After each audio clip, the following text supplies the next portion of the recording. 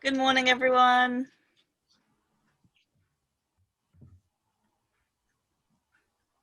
Fantastic. Can I please ask that everyone stays muted, and I recommend you stay on speaker view. All right. We'll give a few minutes so everyone can join. But good morning, everyone. Thank you so much for joining Sustainable Food Places this morning.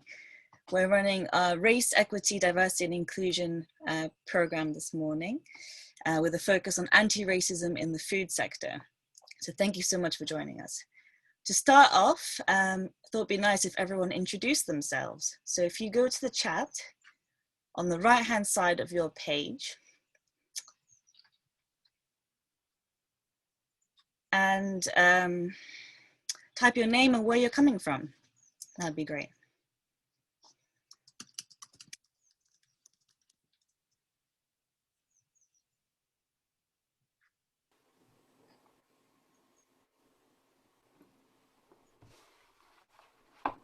Got some people from Bristol, from Aberdeen. Good morning. Birmingham. London, Middlesbrough, Plymouth. Got the whole of the UK here, that's great.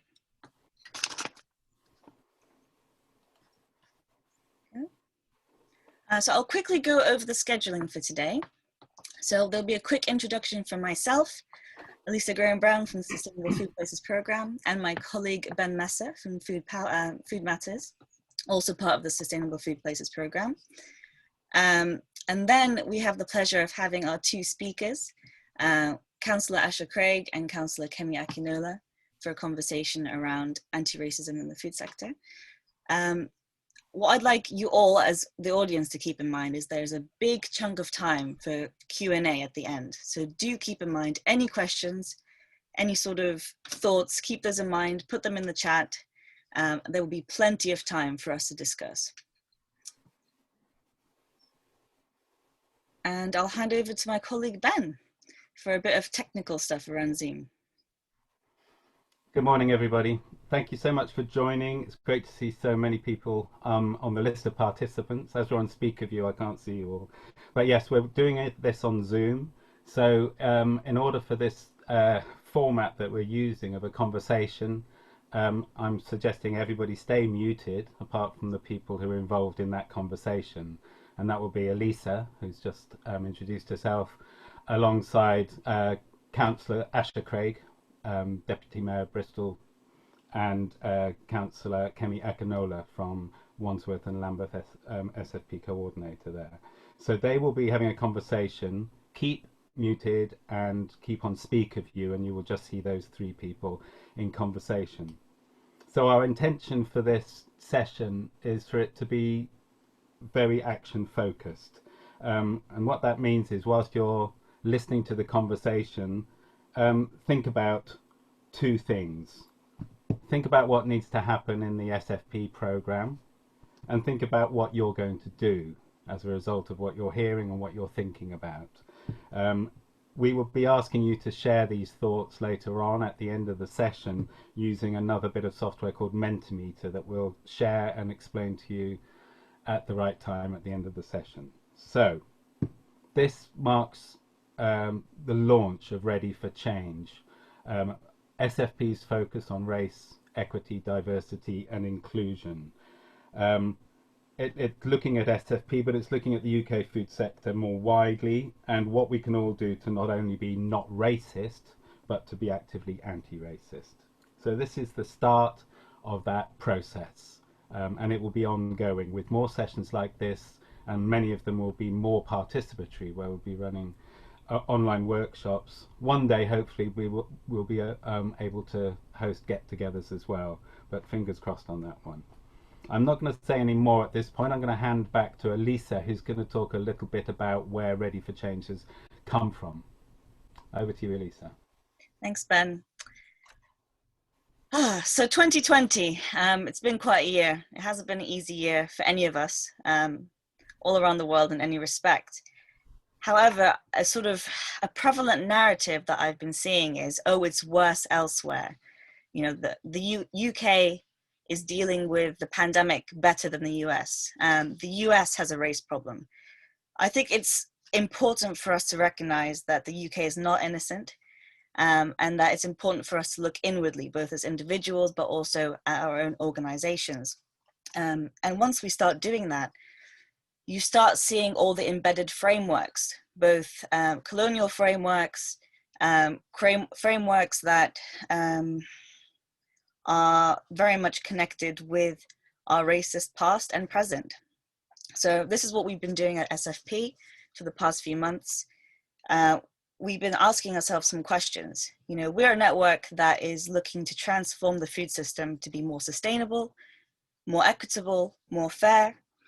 And in that respect, racism in all its forms, both overt and embedded, must be our collective priority.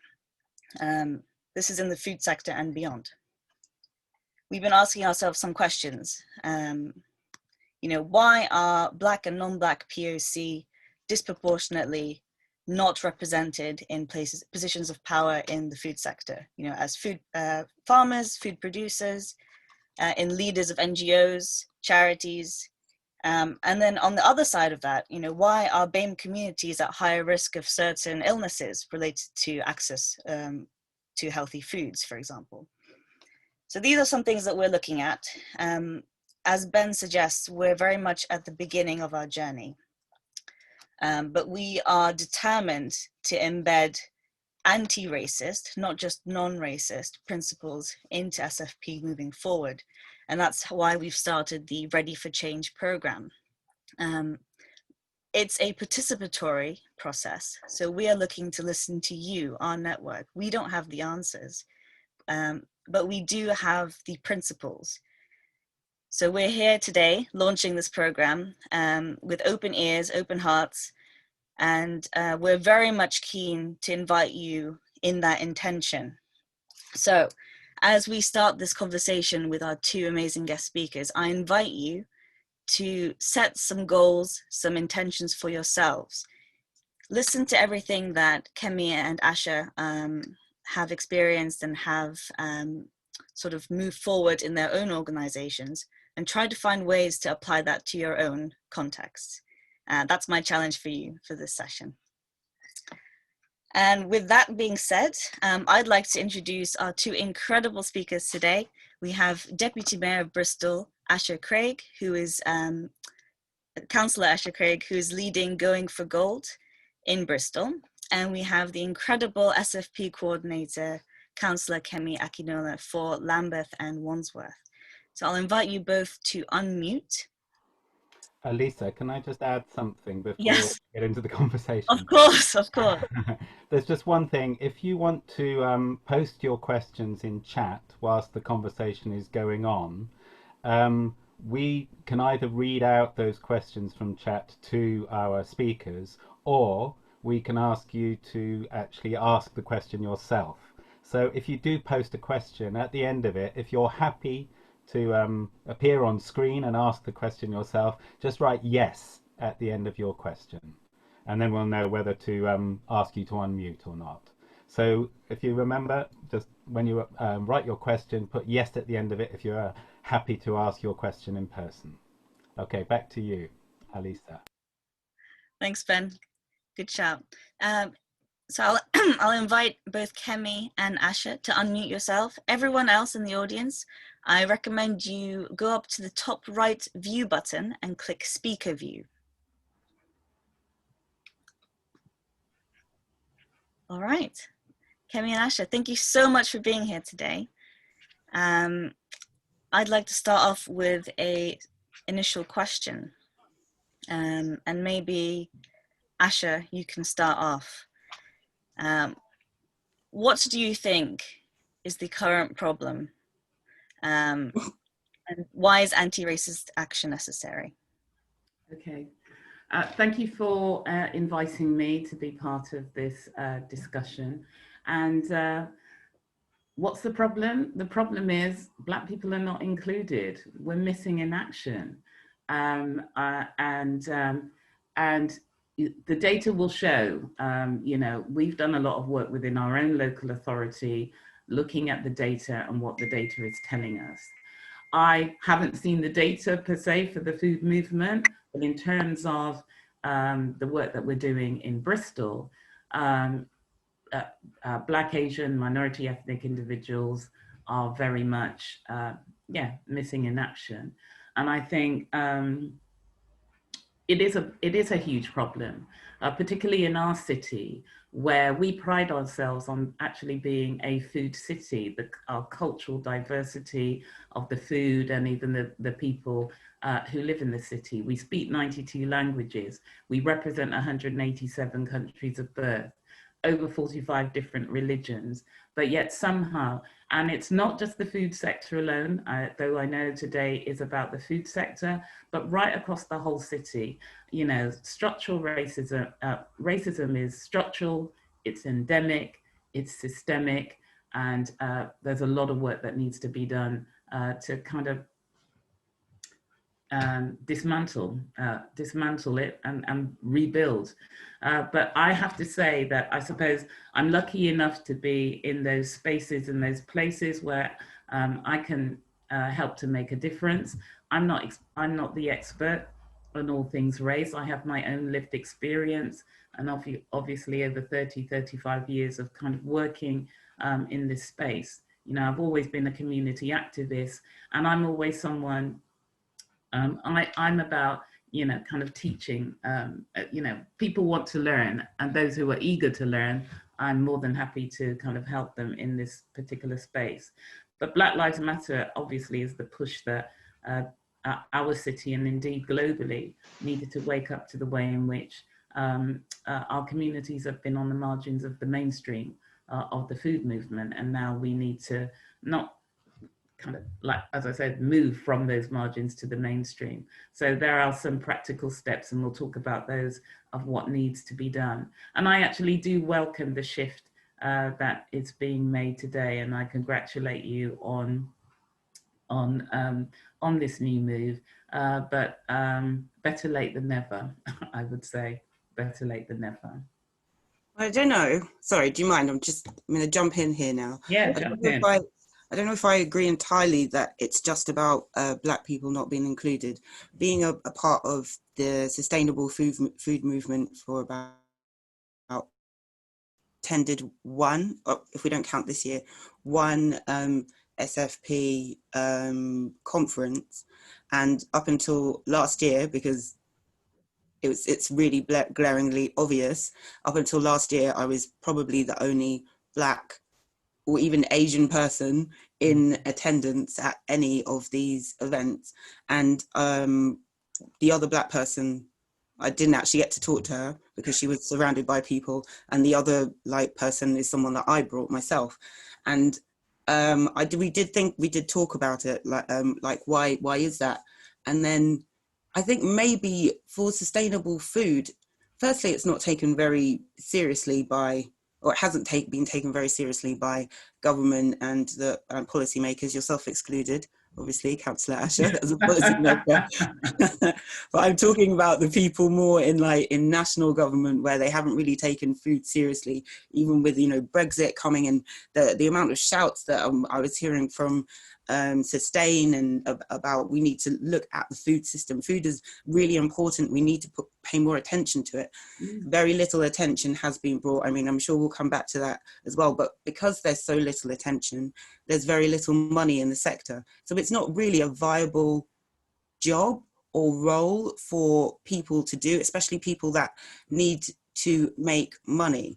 And my role as a sustainable food coordinator is basically voluntary.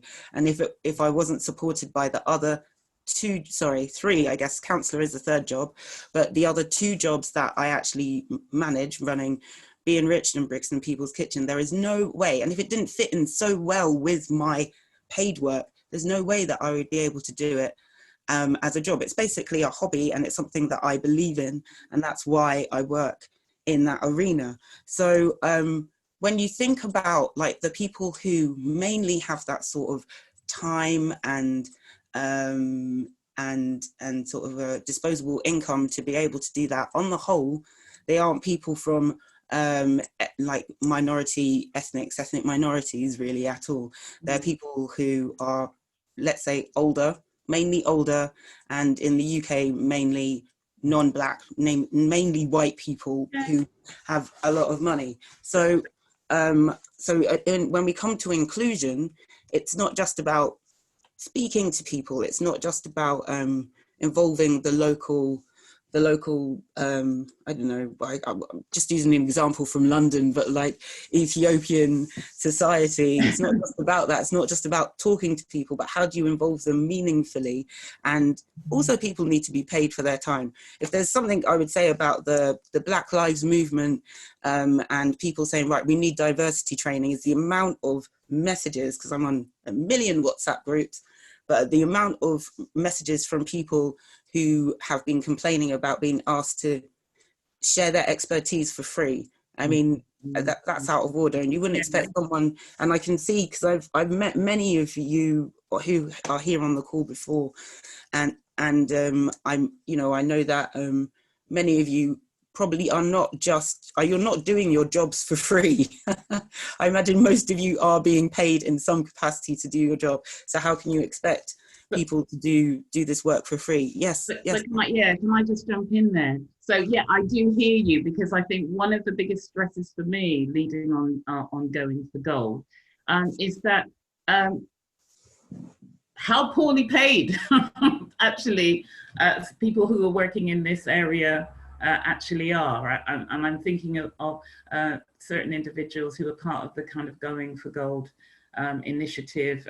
You know, it's quite a large coalition and partnership that we are leading on. So funding, money is a problem in the sector anyway. But when you were saying you disagreed with me somewhat, which bit were you disagreeing with? Oh, I'm only I mean, I'm disagreeing and agreeing at the same time. Okay, I think because one of the things I want to make quite clear as well, and it was interesting because this morning I got an email. I was speaking last night at an event in the local community, and they asked me to talk about our leadership through Black Lives Matter and our experience in Bristol, myself and the mayor. And somebody emailed me this morning because they noticed that I was switching between the terminology, because as you know, at the moment, there are some people who have abandoned the terminology of Black BAME and BME. I always, back in the days when I was much younger, for many, many years, I don't even know when BAME and BME came about, but I remember the subtlety of moving from Black and in the political context. So when I'm talking Black, I'm talking in the political context, and I am kind of embracing Black, Asian and minority ethnic. So excuse me if I so when I'm talking Black, I am not just talking about African Caribbean, but I am resorting back to the political terminology of Black, when everybody accepted that we were all oppressed and everyone was kind of happy with that term. But that terminology is is another area of work that we have to deal with. But for me, it's not the burning platform, it's the inequality that we need to address. But then even saying that though, because well, I don't, you're a Labour councillor, right? Yeah, what? Oh. What is wrong with you? Of course I am. Right, sorry. Well, I know that, like, and I'm not talking politics here, but I know that Labour have a Labour BAME group, right? Yeah, whatever. Right, but another party thing has a group. we have, but it's a Labour BAME group, and I know that. But what I wanted to bring up was another thing about inclusion is visual representation. So I think, like, even within the Labour BAME group, that doesn't just include Black, visually brown people. It includes people of all different non-white, all different, just non-white people, non-British people, and I think that although that's good in a way, in another way, how can you be inclusive? And maybe this is something that maybe everybody can think about. How visually inclusive are you? If people can't see that this is something that they can do, they might not spend a lot of time actually getting to know the people in your groups, or hear the words that they are saying. If they're looking and they're not seeing anyone that they can even connect with on a visual level, then I think that's one barrier that you can break down almost immediately. But can I also say as well, it's about representation visually as well. But just remember one thing: racism is not Black people. It's not our problem, right? Okay, it really isn't our problem. We're not the problem, but we need to work with allies across, white allies, every ally possible, in order for us to address this situation. And I think that the issues that we've had for many, many years, and I've had a conversation with about 400 or 500 staff now online at Bristol City Council following the Black Lives Matter kind of major push and movement. And I've written a blog that's gone out to all 6,000 staff. And I've made it quite clear that racism is uncomfortable, right? And over the years, people have, whenever you talk about race, the one thing that is really so irritating is that people suddenly pivot completely from race to gender, to everything else. They want to talk about every other protected characteristic other than race, because race somehow is the most difficult conversation to have. And as I keep saying to people, you think it's difficult, you find it uncomfortable, how do you think it is for people like me and Kemi? Like I said, I've been doing this for many, many years. I've been talking on race. I've been in the houses. I've talked to everybody and anyone. And I think the big issue for me is that it's just been too easy for, when you talk about it, you see people's eyes rolling. Our pleas have fallen on deaf ears. And it took for 8 minutes, 46 seconds, the murder of George Floyd, where all of us, coronavirus, the impact that COVID is having on Asian people, twice as likely to be impacted by COVID, African Caribbean, 4 times more likely to be impacted by COVID. It's kind of like a perfect storm has happened over the last 5-6 months. And so we're now in a place where the penny has finally dropped and people are actually kind of starting to get it. But there's still a lot, we know there's still a lot to do. And yes, we will come on to what can be done. But I welcome the engagement, I welcome the curiosity, and I welcome the genuine nature of individuals, and particularly some of my colleagues that I'm working with who genuinely want to effect change and turn things around. So all we can do is give you some advice and the tools that are needed to enable that to happen. Thank you, Asha. Thank you, Kemi. That's actually a really good segue into what you're already doing now. So I'd like to ask you both, and feel free to jump in whenever you like. Is there a particular policy or structure or framework from your existing context that you're really proud of that you'd like to see replicated elsewhere? And I guess on the flip side, is there something that's not working right now that you'd like to highlight so others can learn? I definitely have more things that aren't working well, based on my personal experience, than I do that are working well. But because I know Asha has a lot that is working well because she's in charge, I think the one thing that I personally championed, and I think is really important, is during the whole COVID food supply period, I was very much, one of my projects basically got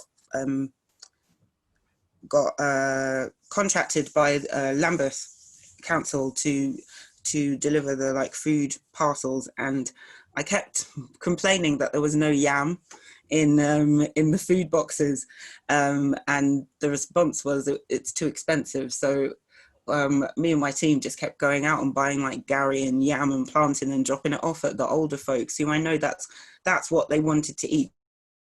Just mindful that, because that's not what they eat, and keeping that in mind. I found I found a lot of the contents of the boxes that I saw from around the UK very Eurocentric. And, you know, as Britain, it's not just British people with British diets or even European diets in Britain, and we should be really mindful of that. So as we came out of COVID, me and my team have made it our mission to supply yam, plantain, okra, all the things that the people in our area want and need.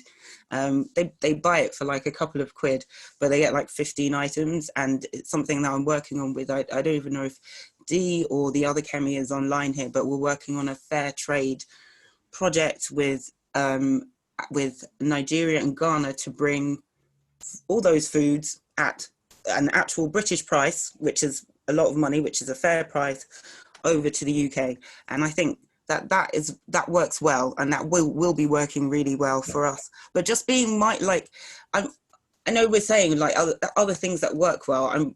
I wasn't around when we had domestic education. What was it called? When people used to learn how to cook in schools. Oh God, home economics.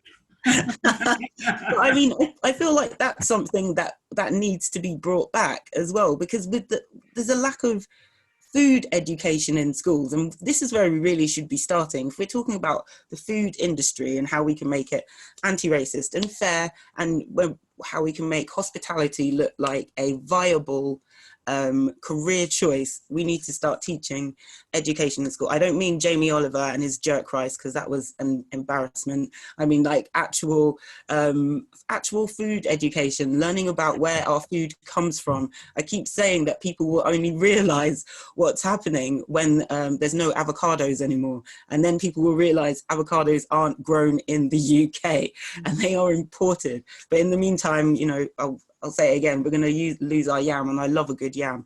Anyway, those are the things that I could see that can and probably could be improved upon right now. Okay, so just following on from what Kemi has said, and I'm going to talk about COVID. There's a huge amount of stuff that's happening in Bristol, not specifically for the food sector, but for Bristol in terms of tackling race inequality kind of generally.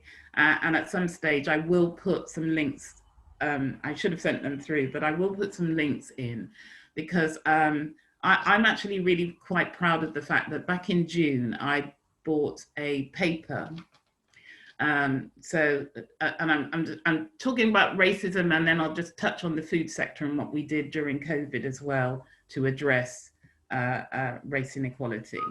So our Bristol City Council has been on a journey. You know, I was elected in 2016, and I have made no apology. I will never apologize for my emphasis on trying to tackle race inequality. I have the equalities lead. I work with all protected characteristics, but I have no apology. Race is the burning platform and has been for many, many years, okay? It's now just been highlighted. When I arrived at the City Council, myself and the mayor, we were being inundated by complaints from Black staff, from some white women, and even disabled staff about the bullying culture and racism that was pervasive throughout the organization. And it got to a stage where I think we had about nearly 80, 90 complaints. Some of them had been going on for years. People were suffering in silence in our organization. And I can tell you now that then senior management did everything they possibly could to try and not sweep it under the carpet. They really did not want myself and the mayor to kind of highlight it, because they didn't want to bring the organization into disrepute. Well, I'm somebody who, I am not afraid. I wear my heart on my sleeve, and I'm all about being transparent. And if we're going to learn, and if the rest of the city and our partners are going to learn by what's going on in our own organization, which has been found to be institutionally racist. So that's you know, we knew it was racist, but you know, it's now in a report, 2018, murder of Bijan Ibrahimi, Bristol City Council, institutionally racist organization. So we had to set to work to turn the organisation around. And it wasn't just about addressing those complaints, it was also about looking at the culture of the organisation. Because when we arrived, you know, if you asked anybody in the organisation what the council stood for, what its culture was, what's its aims, its vision, nobody could answer you. Nobody had any idea. But, you know, we've put a lot of time and effort in, and obviously there has been pushback. You know, there are people in our organisation who hate what we are doing. Let's be real, okay? Because remember, you've got fascists, you've got the right wing, you've got, you know, we've got all sorts of people who work in our organisation, and then there are those who work in an organisation who try to work against you. It's as simple as that. But we're now blessed with the fact that we've got a really great senior management team who see our vision, know where we want to go, and are working with us. So I'm really proud to have in June brought the report to council that sets out quite clearly over 50 key actions that we are going to take, predominantly around race inequality. But what we're saying is, if we address those issues, all protected characteristics are going to benefit. So again, what I want people to understand is, when we're talking about race, we're not dismissing or ignoring, because work is still happening with our disabled groups, LGBT groups, and otherwise. And some of our programs, we've pivoted them from just being specifically targeted at Black, Asian, and minority ethnic individuals, and we've broadened it to different protected characteristics. And I talk about our stepping up.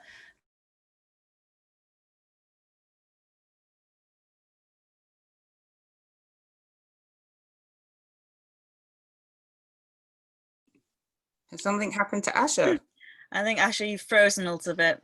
Kemi, do you have anything else you'd like to add in terms of like policies that you've pushed forward that you're really excited about? She says. So I'm in opposition in Wandsworth, where I'm a councillor, and I've put forward many policies that have been motions such as so I guess this actually relates quite closely to sustainable food cities.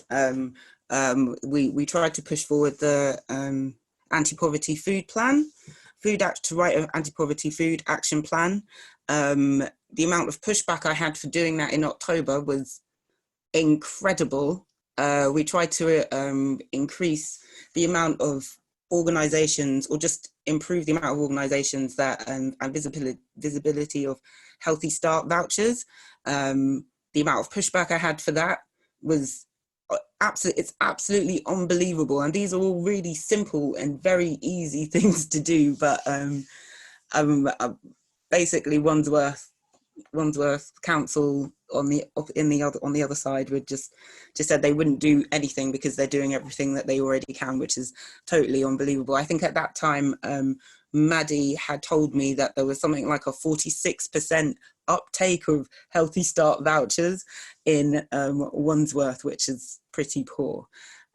So, I mean, if only we had an anti-poverty food action plan in October when this all kicked off in March, we would have had something to go to straight away. I mean, I totally recommend, if your council hasn't already got one, or your coordinator isn't writing one, then you definitely write one. I recently, just yesterday, got an email from Lambeth Council saying they're presenting their anti-poverty action plan, which is really great to hear. So I think that, you know, I think those things, now COVID has happened, people are realizing if you have these things in place already, then you can just go to them, or you can just use them, or you won't have as many issues. And I know, oh, she's back as Ben. Yeah, I don't know. It's just, you know what it was? Be careful, Kemi, you might drop out, because remember, we're using somebody else's link, and I think it's on a 40-minute timer, Ben, because I think that's what happened. Oh. No, I think it just dropped out. Don't worry. I'm back. Right, she's back. Welcome back.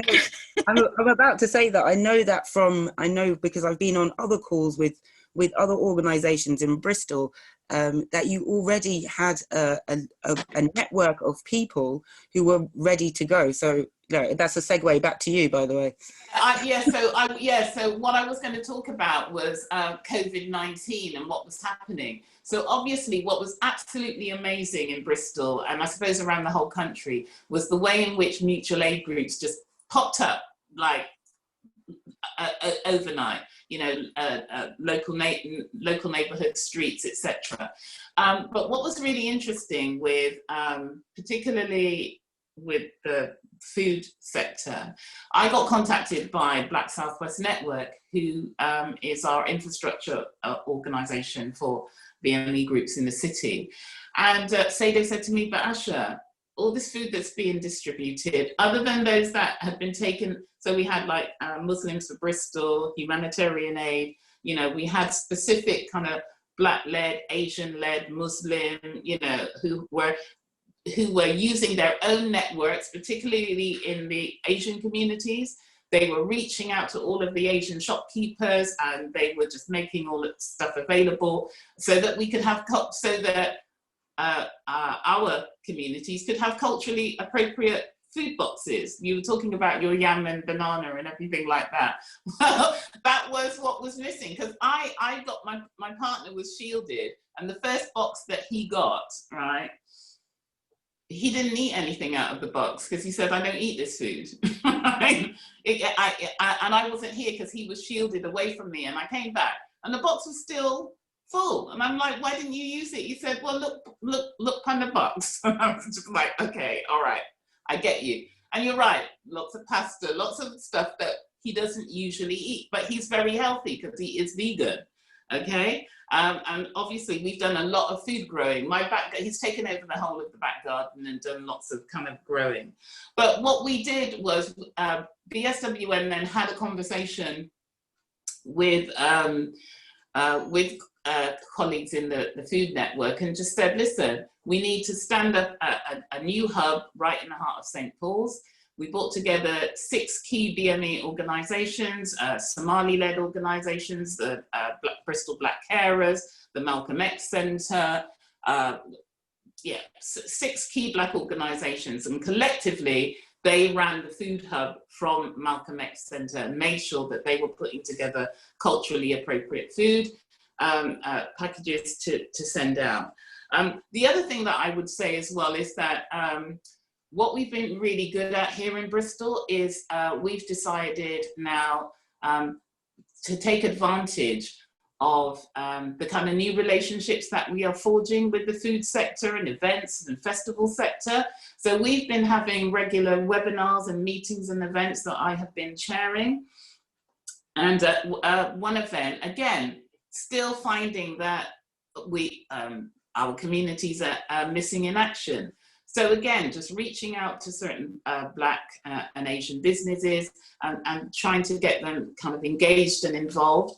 And so one event we had a Black woman who was talking about her own businesses and the struggles that she was facing in relation to COVID. And as a result of that conversation, she's now connected with one of our Michelin star restaurants who heard what she had to say when she was online. He contacted me and said, Asha, I want to find a way in which I can support and kind of help her.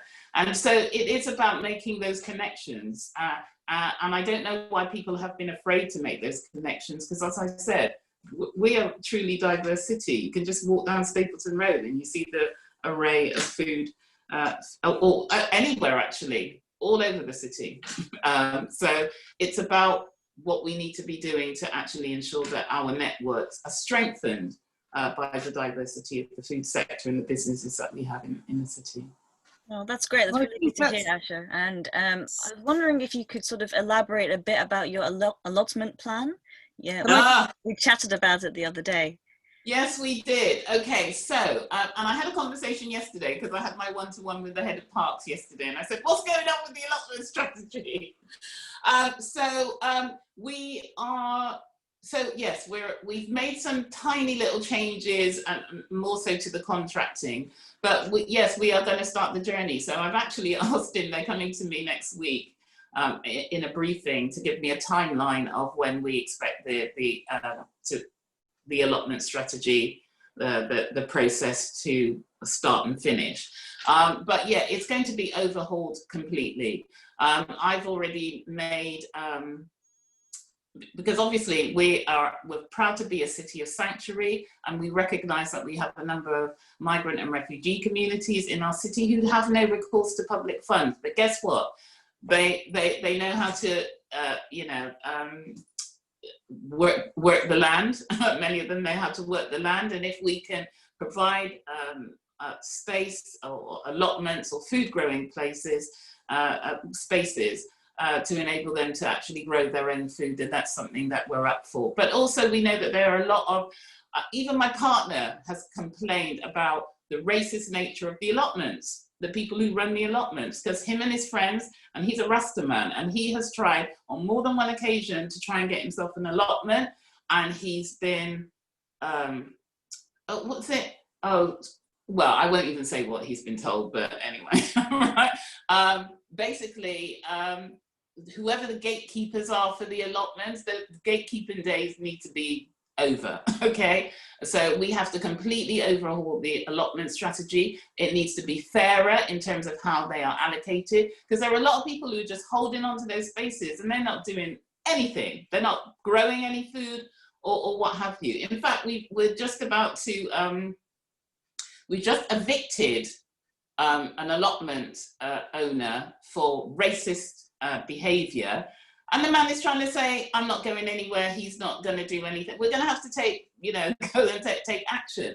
But what we have found is that the strategy that we have in place is not fit for purpose, and it has just allowed some really bad practices to bed in over many years. And I do remember when I was young, a lot of my parents' friends, so it's not like Black people didn't have access to allotments, because I know a lot of people back in the 70s, 60s, 70s, managed to get their own allotment and growing their own food. And I still have now. The lady comes to my house and gives me callaloo and spinach from her garden, and I'll give her a little pound for the bundle because that's all she wants for it. So a lot of elders are still, some of them are still working their allotments, but there's no access for younger people coming through. And they're saying to me, Asha, all I want is some food growing land. So all of my friends, including my partner, as I said, they're just taking over the whole of my back garden, right, to grow food. So we need to have a strategy that is all encompassing, it's inclusive, and it's much fairer than it is at this moment in time.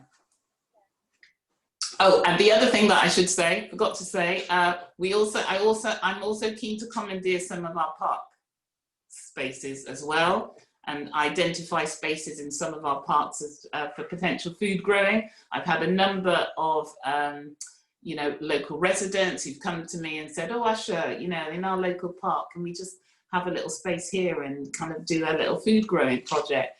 And I'm thinking, yeah, why not? So I want to see that as part of not just the allotment strategy, but our wider food and green space, parks and green spaces strategy. And I'm also grateful to Brighton, who's shared with me their planning document and guidance that I've now shared with our cabinet lead on spatial planning. So again, we can look at ensuring that food growing spaces and places are built into new developments and housing developments that are happening in the city.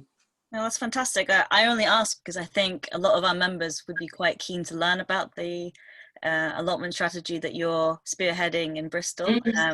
Land distribution is so intertwined with racist structures, so it feels very exciting.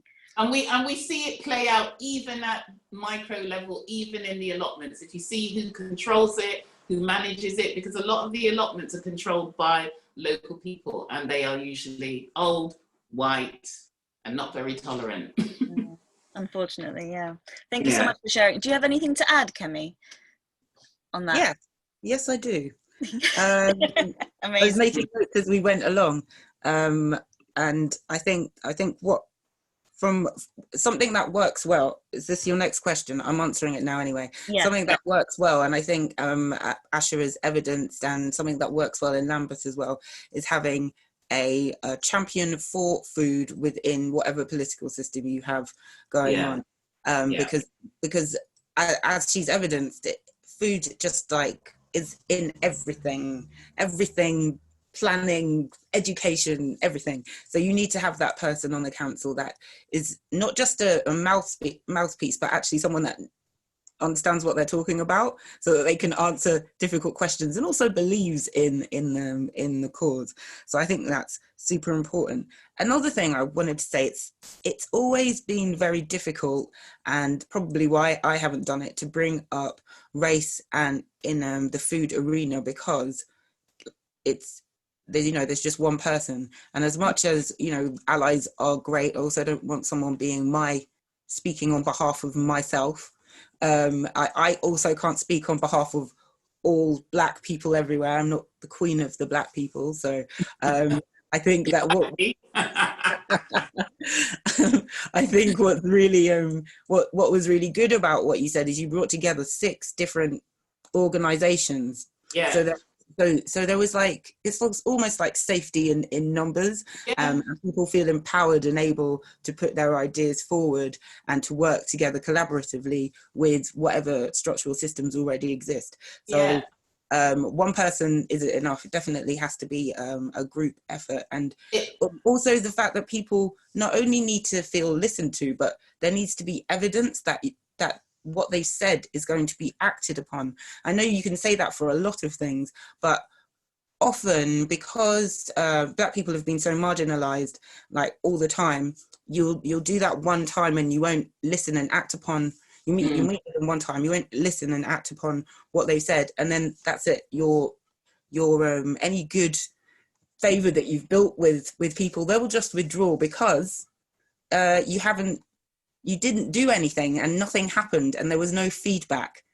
I would say the same applies to young people as well, because that's exactly how they behave, except you can lure them back again with food, ironically. So I think that those are really important things that any good sustainable food group council should really keep in mind.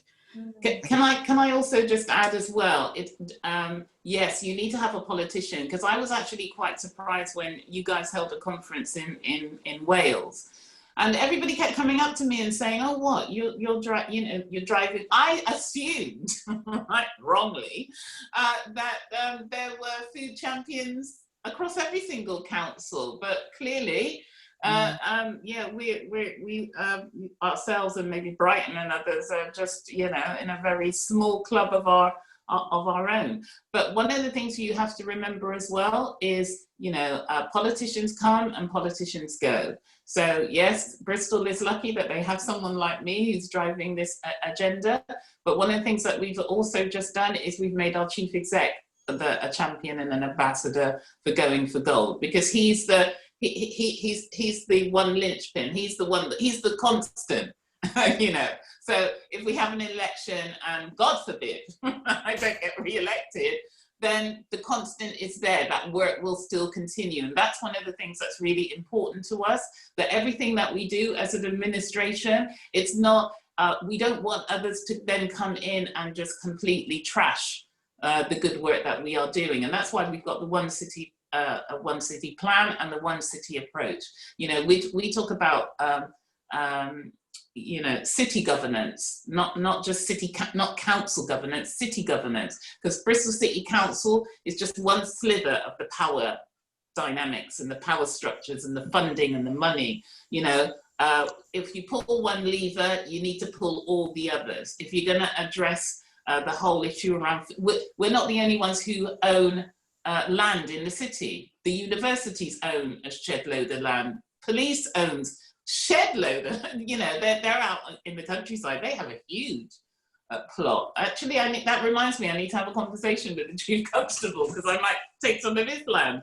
But they've got some prime food growing land that we could capture or do something with. So the point is, it's not just about the council, and it's a point Marvin was making last night at a meeting, because someone said, and what's the council going to do? We're like, why is it always just the council? You know, everyone else gets off scot-free. We just get it all.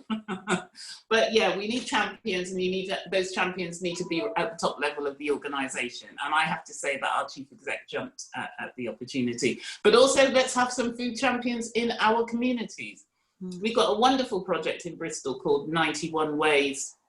Again, representing the 91, the diversity of the city, and it's a food. They go around, they organise kind of food evenings, and they cook different meals from different countries, and you know, it's an opportunity for people to come together and network from kind of different backgrounds and different communities. So yeah. That's one thing, but yeah, let's have some food champions, and let's make sure they're not always the usual suspects. And the other thing, I don't know, this is a question, I'm doing the interviewing now, sorry. The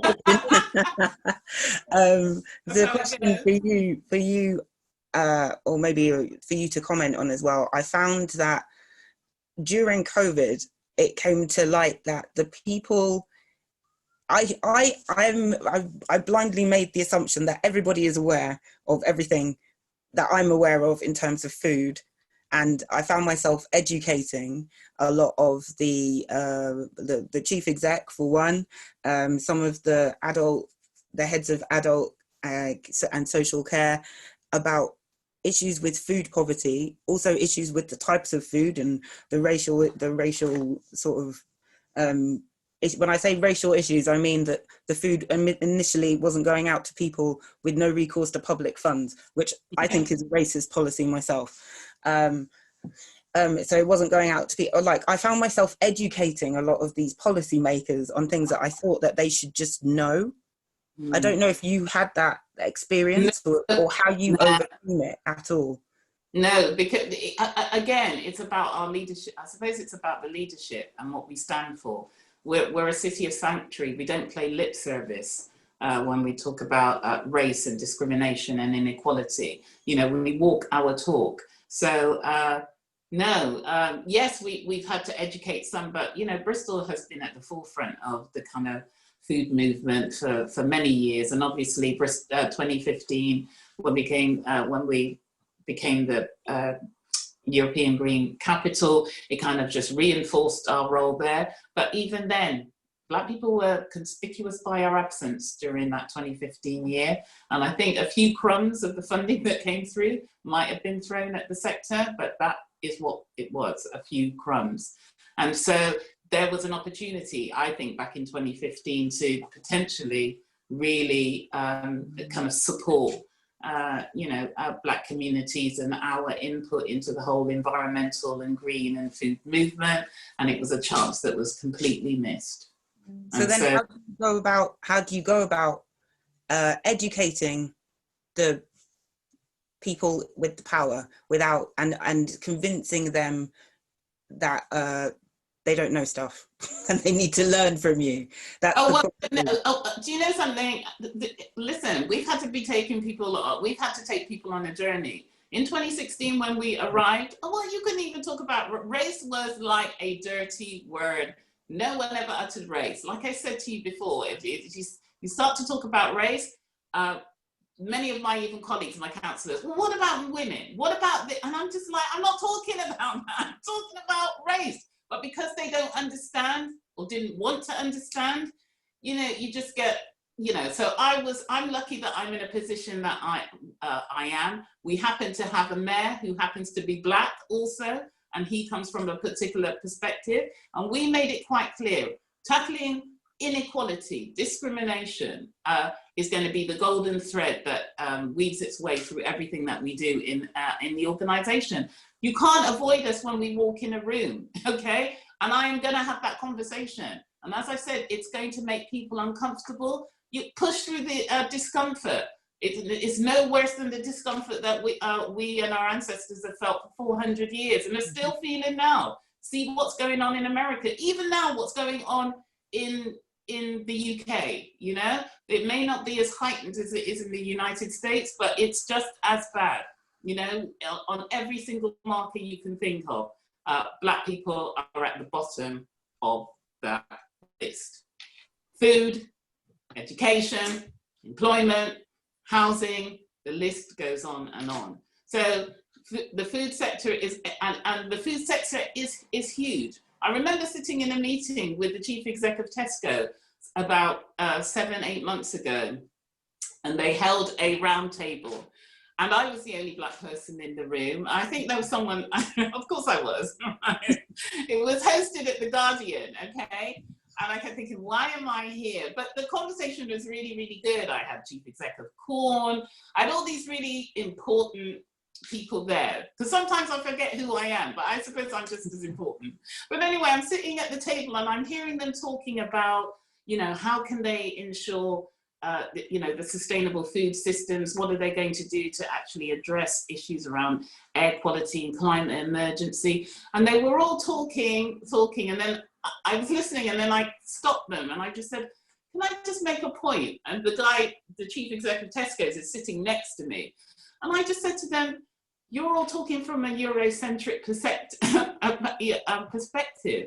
What about my mum, or what about my parents who want to go and buy their yam and banana, but you don't grow it here in England? So how are you going to address all of that? And it's kind of like, again, the penny was dropping, because everything you do, they look through one specific lens. And that's why it's really important to have, you know, create the spaces and the places for people of color and from different backgrounds to be sitting at the table, because it does change up the dynamics. It does make people think beyond your own kind of knowledge of food, because we have a lot to bring to the table. And there's also this really poor assumption that we don't know what we're talking about. Listen, my parents have been growing food, you know, we were growing food before the English were growing food. We're growing food, right? You know, that's what, you know, in Jamaica, in India, where we all come from. It's part and parcel of who we are. So ignore us at your peril. I think you bring up a really good point there about localism and the idea and seasonality and stuff, and, you know, not buying, well, localism in London is a difficult thing anyway, because, you know, 100 miles or whatever. But I mean, not buying food, but only buying food that's grown locally, when a lot of the food that people from non-white backgrounds want to eat is grown miles and miles and miles away. There has to be a sort of middle ground somewhere, and I think that needs to. Well, this is your question. And that conversation needs to be opened up as well. Yeah. So, you know, if this is going to be an inclusive food sector, well, remember, we don't all eat pasta. We eat yam and banana and all the other stuff that we need to eat. Cater for, you know, because we're British too. I'm British, okay? But I eat what I eat, and I want to be, it needs to be accessible. And at the moment, the only way it gets here is, you know, on a ship or on a plane or whatever, on a boat or on a plane. So let's have a conversation about how our community, how we can address that imbalance. What can we do without also undermining what is going on in you know, in Africa and Asia and others, because that's the other thing, the whole issue with fair trade. And the work that they're doing with different, you know, so there has to be compromise. And absolutely. I couldn't have said it better myself. Thank you, guys.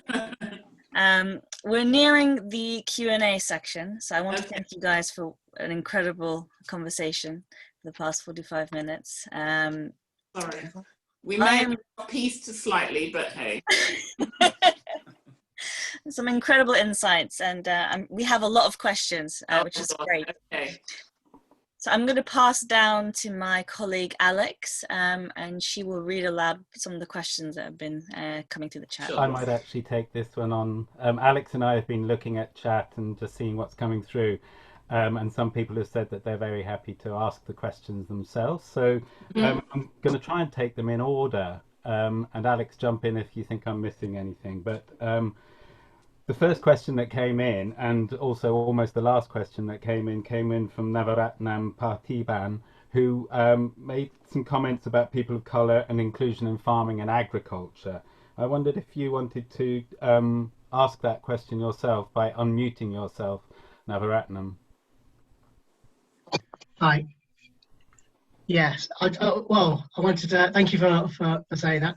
I just wanted to talk about that I think food is part of the chain, and I think, you know, just focusing on the end of the chain actually makes us not belong or feel like we own any of the chain.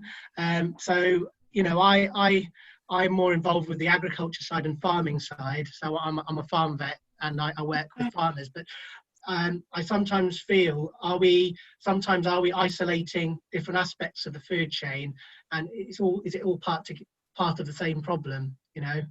So I was just going to leave that with you guys and see what you guys thought. The answer to that question, of course it is. We have to look at the whole food chain. We have to look at the whole food system, and it does begin with farming. And that was the point I was making about the conversation I had with the chief exec of Tesco, because I'm saying to him, well, you know, how are we going to get all of our food? And the farming, a lot of what we want, mangoes. I think he was talking to us about, was it mangoes or something he was talking about, but he has, they go to Ghana, you know, they still get certain products from Ghana, but again, they're looking at kind of sustainable solutions about how they can kind of address that. Or in some cases, they moved their farming to a different country, but nearer, still with the climate to enable them to grow that particular produce, but obviously to cut down on emissions and, you know, kind of flights, etc., etc. So yes, and I think you're absolutely right. We need to look at the whole food growers, the whole production process from start through to finish. So yes, we do. And obviously, I suppose once you go along that chain, we become even more invisible here in the UK. Thank you, Ash. Kemi, have you got anything you wanted to add to that? Or? I do, actually. I would absolutely hate it if Sainsbury's took over the importing of food from any, like, from, I was about to say Grenada, I'm part Grenadian, but you know, anywhere in Africa really, or anywhere, because they will drive down the prices of the food from the farmers, and the farmers they'll be worse off if that's what they do. I think it will increase more waste of food as well. I'm quite happy to have a small plantain or a bigger plantain, or, you know, I'm not that fussed about it. We sell the food by weight. There's ways that people traditionally buy, I want to say black food, I want to say cultural food, but food. Sorry? It's just food. It is just food, but it's like not British food. You tend not to buy like an entire yam. You tend to buy a bit of yam, not a whole yam. I'm always talking about yam. So I would absolutely hate that. The project I was talking about earlier with the other Kemi, I call her the other Kemi because I call her Auntie Kemi because she's older than me. So Auntie Kemi and Dee Woods, who you may know of, is actually doing real fair trade, not fair trade, but actual fair trade, working with farmers in Ghana, in Nigeria, paying them a fair price, supporting them with actually learning better farming practices where they are, supporting them to not just grow things on the same soil, but look after the soil that they're growing in, so that they can have better crops year after year, supporting them with education and making farming overseas seem like a viable job prospect for people to do.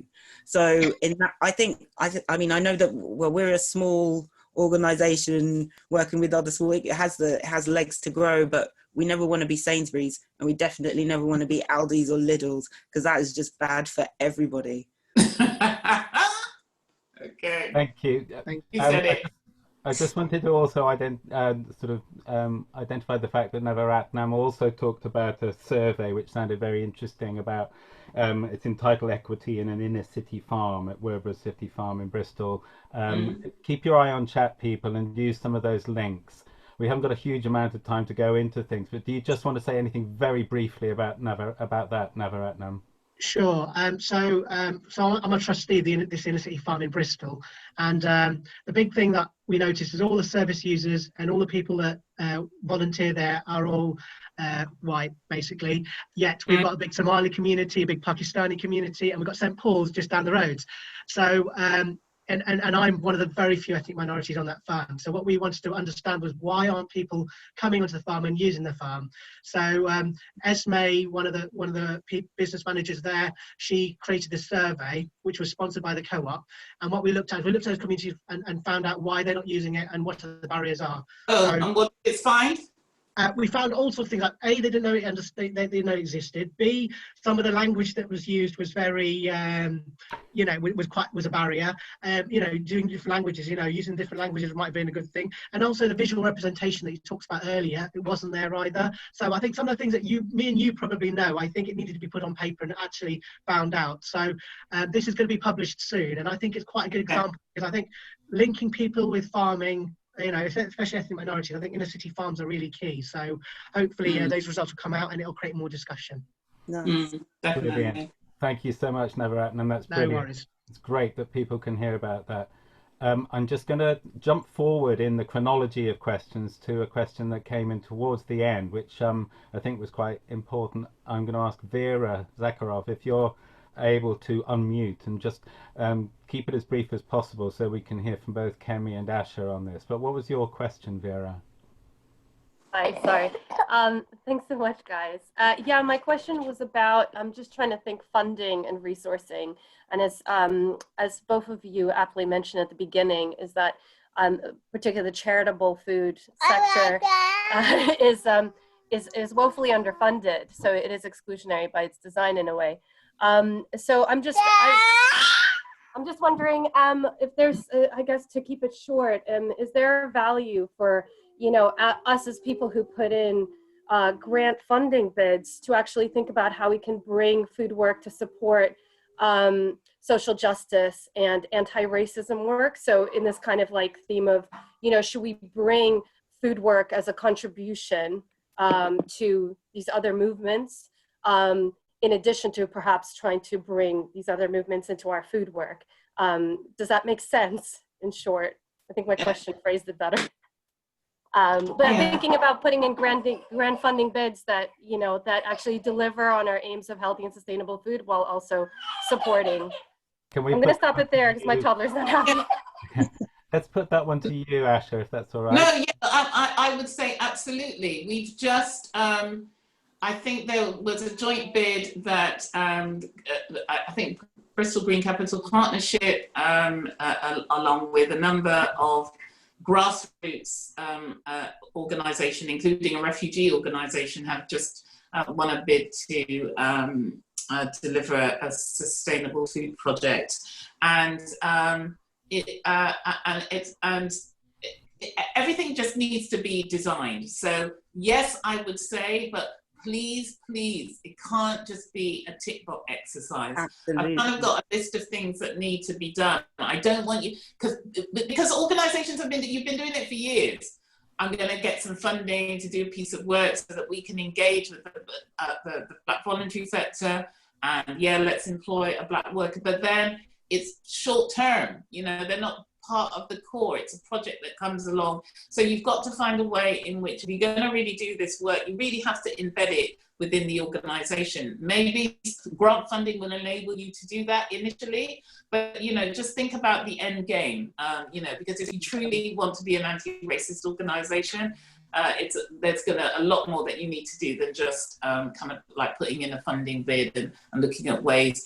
And in fact, why do you need funding to do that? You need to start from you know, looking from within as an organisation. There's a lot of work that needs to be done before I would say, don't be too quick to go off and get yourself a funding bid to address this issue, because there are a lot of tools, there are a lot of resources out there, and I think you need to start from home, because that's one of the things that I wanted to say, that organisations actually really need to look within themselves. There's lots of tools and lots of resources. I mean, we spoke to staff about what they wanted to help them address racism within the organisation, and we've now provided a whole raft of tools and training and support to enable them to you know, to kind of think clearly about the role that they play, and how people have started to think again about, you know, it's like the penny has dropped. Like, as I said, one member of staff said to me on the call that I had, do you know something, Asha? I have been a manager for 20 odd years here in the council. She actually has 40 members of staff in her team, and in the 20 years, she's never employed a black person. Why? My team. Why? You got to ask yourself that question. Well, she needs to ask herself that question. There's nobody with the right skills like turned up, or I mean, why is that? Why have you frozen again, Asha? Oh my God! In answer to your question, Vera, I think that there's a role for funding to have a section in it, at least that evidence. They were like, how do you evidence? When I used to apply for funding for youth work projects, I had to evidence that I was operating in an anti-oppressive manner. So there's a role there, like, how do you evidence that you are operating in an anti-racist manner, shall we say, or how are you including people of other backgrounds and cultures, you know, relevant to the area probably that you're working in. I would say, you know, how do you evidence that you're doing that in the funding, in your funding bid, I think. Brilliant, thank you. I'd just point out also, in response to Vera's question on chat, there was a reply from Chris Erskine talking about necessity.info, and might be worth having a look. They're doing some work around this apparently. I'm not sure if we've got Asha back, but I'll sort of move on a little bit. We had, during the conversation about there's no yam in my food parcel, there was a few comments that came in. I'll just mention, with Anne Ward talking about the Food for Life get-togethers that are really focusing on what they're calling culturally appropriate foods. And Stephanie Slater also made mention of work on breakfast boxes going on where she is, which I'm not sure where that is, but I think she's left us now, and the work of School Food Matters. So again, have a look in chat for that. I got some of these breakfast boxes. They were not like, I mean, how culturally appropriate is breakfast? But I mean, they weren't culturally appropriate. It was breakfast, cereal, apple. I'm not sure if this was a specific one in London boroughs that they're talking about. Do you know about it then, Kemi? Well, she does say Lambeth, and that's where we were operating. So I'm pretty sure we got them. So it wasn't like specific. What's a culturally appropriate breakfast? Oats. Good question. Ackee and saltfish. They definitely did not. They definitely didn't have those in them. It's a shame, because I think that's me. I think I saw Stephanie saying that she had to leave for another session, so it'd be interesting to have a conversation there. But yeah, good points, well made. some of the other foods, you know, they tried, so that was fine. I spotted there was a comment that came in from Sophia, and I think everybody probably went, "Oh yes, please." When Asha, you mentioned 50 key actions from the work in Bristol. Oh, yes. I'm not going to ask you to go through them, but if there's any way we can share that, or if you can tell us any that I will. specifically jump out. Yeah. So one of the things I will do is that I will I'll send you the link to the 2 documents. Okay. As I said, they came. We brought them to cabinet. Oh, there isn't any one specific. There's so many records. Oh, we're taking positive action. In terms of recruitment, particularly at senior levels as well. As I said, we agreed that we would bring as much resources you know, whatever the staff have asked us for, we have provided to them. You know, some staff wanted to understand, what does white privilege mean? Because a lot of people are confused about what white privilege means. So we have provided all of that. It's gone through the different lens of the different staff-led groups, staff-led groups, and it's come out the other end, and yeah, the resources are there. I even went online and came across a young Instagrammer influencer who was doing a series of like training sessions about, you know, understanding privilege and understanding, you know, a whole raft of kind of anti-racist training. But what was really exciting, because it was coming from a young perspective, we've added that in, and we you know, because I said, here's an opportunity to actually support a Black business. At the same time, the organization will benefit from her insight and her training. So Asha, when you said you came across this, I'm sure it was your teenage kids, wasn't it? Yeah. It was because I manage my daughter's social media. She's an influencer, and I came across it via that. Just picking up your kids there. Yeah. I'm just going to move on because we haven't got much more time. I hope that's okay. But there was That's fine. questions and comments that came in from Sam Cowan as well, and I wasn't sure if Sam was happy to ask those questions. But it followed on from a comment from Kemi about the fact that there still needs to be raising awareness and education within your staff, within your organisations, and more generally. Is Sam there? Well, if not, hello. hello. No, I am Sam. here. It's my day off. I'm in my pajamas, so I won't come on screen. But thank you both. It's been so interesting. And I guess my questions, there are two really.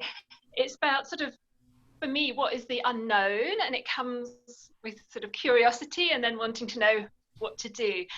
So the first part is thinking of all the people that I work with in food in a very diverse part of London. I feel that we're all well-meaning, but there just might be things as a white-skinned person that I don't get.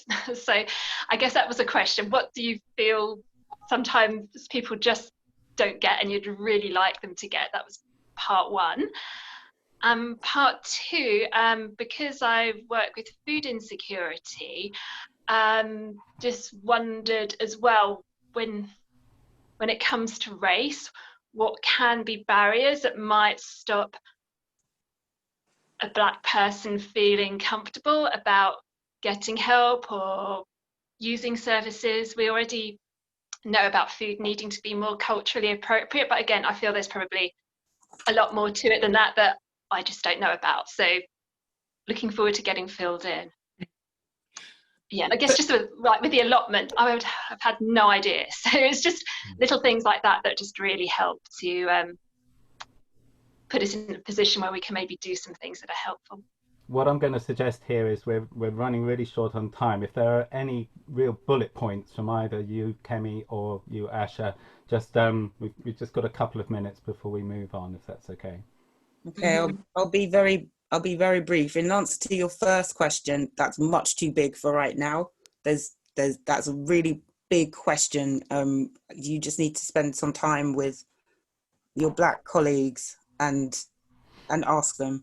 With answer to your second question, I would say, from my own experience working in the field, I found that less people will come to a free event or a charitable event, but we've had a lot more ethnic minority people come to our community shop. We're basically giving away the food for free, but there is a charge, like £3 or £4 instead, and more people are willing to come because it isn't charity, although actually it's like it really is, but it isn't charity. So pride is a big issue, and again, you know, the types of food that you are providing to people and being able to speak to people in their own language. So that's been really important, getting somebody who has been able to translate the information and send it out through their networks to the people that need it the most.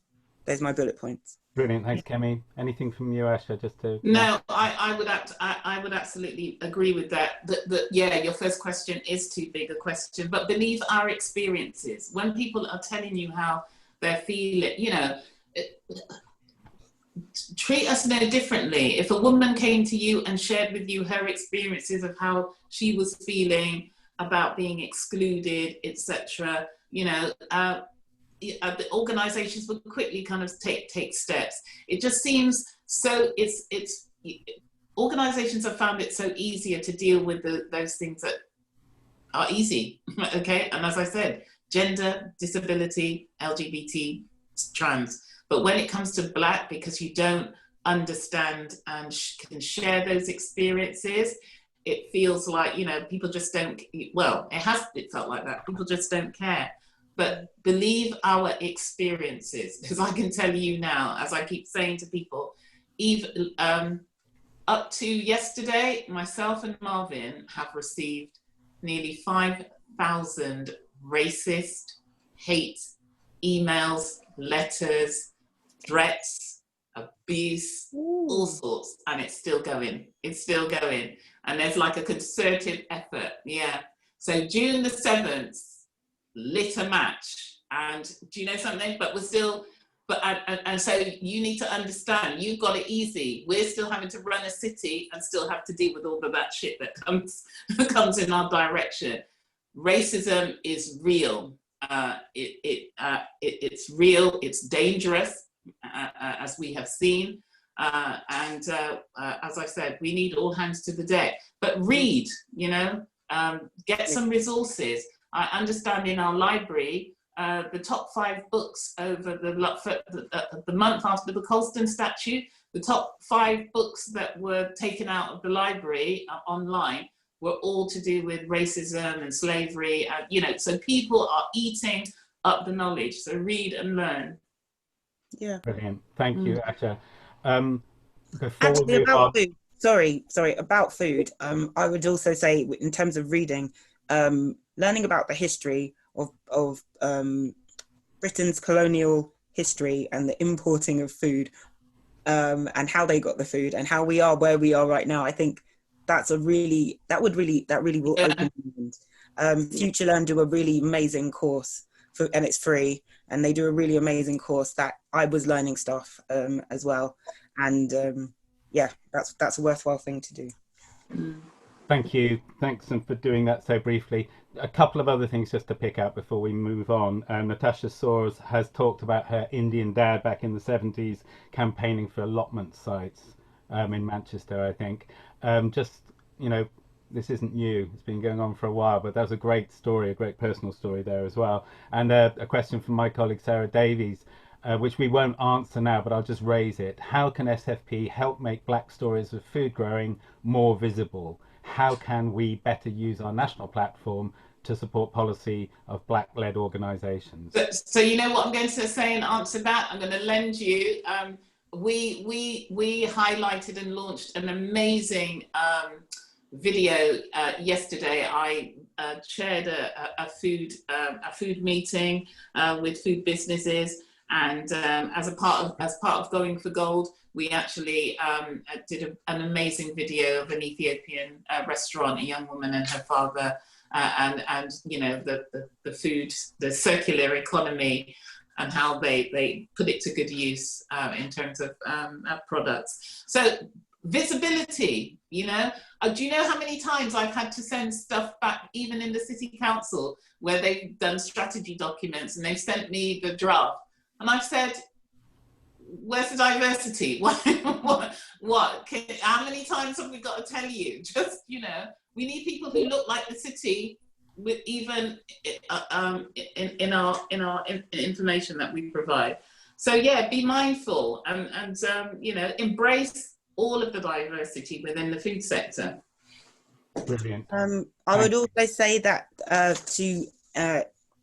in any meeting that you have, if possible, when somebody pipes up and says, what about cultural food? Don't just brush that to the side.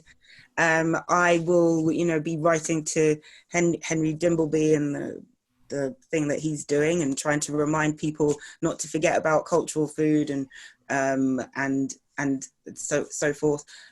Even what's his name, that footballer dude, Marcus Rashford. Marcus, Rashford. yeah. And I think the fight with him is to make sure that they include no recourse to public funds in all of the work that they do. That's so important, especially for children. So yeah, I think those are good. So can I just say, also in Bristol, that wasn't an issue. We fed everybody. Brilliant, thank you. I'm going to have to round this up a little bit. We're going to run out of time. Okay. Everybody keep your eye on chat. There's fantastic stream of resources coming through there, which we will save this and also package them up and send them out to you. But there's really useful stuff to be looking at there.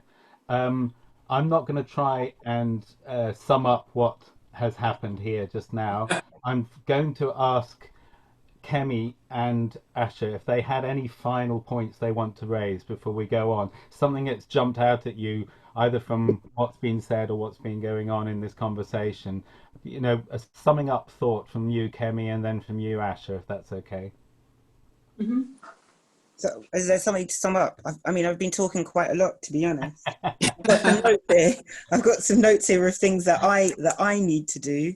I think we all have. Audit, yeah, an audit is just like something that an audit, an equality audit. I mean, I assume that my organisations are pretty equal. In fact, we worked out that we've got like someone from every different continent within our team and just one man. Ooh, and but I think something that's really jumped out at me is that racism is uncomfortable, but from this conversation, it doesn't have to be uncomfortable.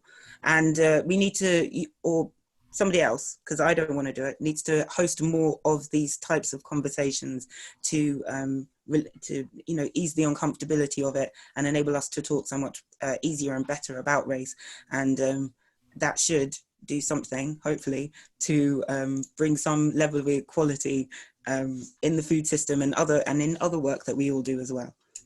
Brilliant, thank you, Kemi. I'm actually going to quickly quote from a blog that I did on our Going for Gold site in terms of what starters for 10.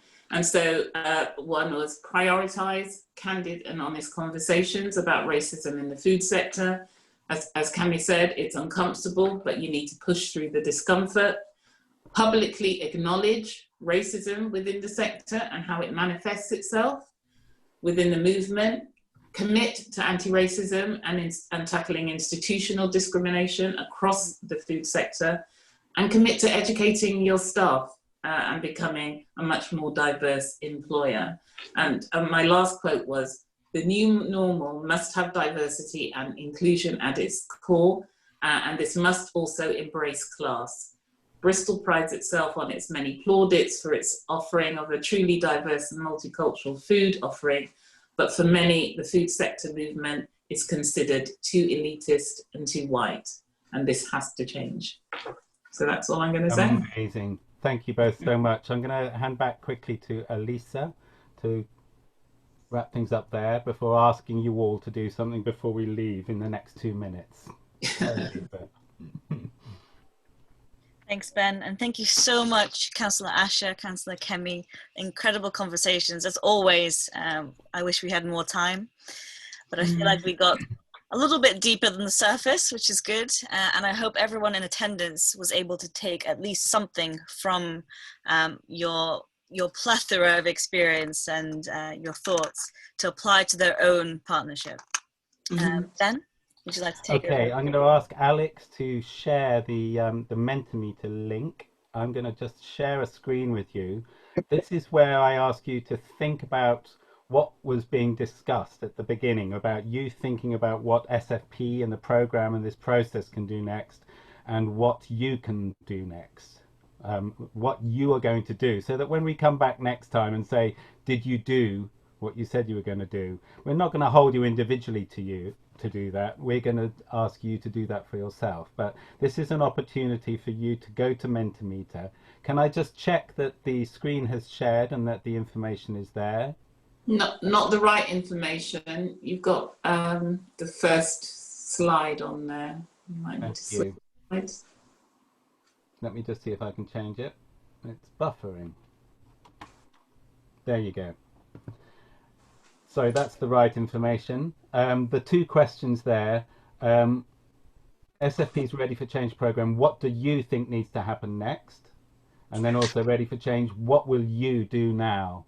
You can either go to mentimeter.com and use the code that's on that screen, or Alex has posted in chat a link that takes you directly there. So that's what we're going to ask you to do to just finish things off today. This is putting it into your court now, to think about what you have taken in from this conversation and what you think SFP should do and what you are going to do. I'd like to jump in there, Ben, and just say that upon Councillor Asher's recommendation, we're looking to have a similar session in a few months' time to hold ourselves accountable. And we will be looking at your responses to the second question, which is, what will you do next? So we will be keeping an eye. We have this recorded, and we would just keep that in mind. We're looking for actions that you will actually take forward, and we hope that we can help you sort of make that real as opposed to having it theoretical. Cool. Brilliant. I'm going to stop sharing now. If everybody's got the information, the 2 questions there, hopefully they are also in chat. The other thing we would like you to do in chat is just answer the question, how was this session for you? Just put some comments, some feedback on this session today so that we get an idea of how it was, whether you think there's things that we need to do in a different way. But it'd be really good to get your feelings about how was this session for you. And can I just add, as I said, I will send you via email, Ben and Elisa, the link to the action plan and the document by Dave Weaver, that warts and all, sharing it, warts and all. Fantastic, thank you so much for inviting me to speak. And it's great talking to you as well, Councillor Asher. You too. Don't call me Councillor, just call me Asher. I'd also like to say a big thank you to both of you. We knew that when we got you together that this would be a very interesting conversation, and it was. I hope people who were participants, the sort of people attending this session, got the same from it that I did. I'm sort of fired up and excited by it. And as I say, this is the start. It's not a one-off. We're going to follow through on this. I also want to put a shout out to Charlene Milu, who spoke with myself, Elisa, Tom Andrews from Soil Association at the very start of this and said, I'm not going to do it. I want you to do it. I want you to get up and do this and organise this and think about it. And I really hope, Charlene, that I'm really pleased that you've attended and that you're with us. And I hope this has shown that we are committed to this. Mm. Yeah. So thank you very much. Elisa, do you want to say anything else? Yes. Just a lot of appreciation for you all, and yeah, it's not a one-off. This is happening, and I welcome you all to join us in this journey. And I think one thing I will finally say, this is going to be a long journey. Look how long it's taken us to get here. If we could have resolved it, we would have resolved it many years ago. I met a friend of mine who came to this country in 1970, and he was fighting racism then, and he's like in his 70s now, and he's like, I've been there, done that. But what I keep saying is that it feels different because we've got a new generation, and they're not taking any. Yeah. They're not taking any prisoners. Yeah, I agree. Mm. Fantastic. Well, I know how busy you are, Asher, and Ken. Yeah, thank you so much for your time, for fitting this in. It's been amazing. Thank you so much. And I think we'll say goodbye now. If anybody wants to stay on and continue adding comments either to the Mentimeter or to the chat, please feel free. We'll keep the meeting open for 5 or 10 minutes and let that run. You're welcome to stay, Kemi and Ash, if you want to. But, if only I could, but I can't. But lovely to meet you. Thank you so much. Thank you, everyone, for joining. Take care, guys. Bye-bye. Bye. Bye, Kemi.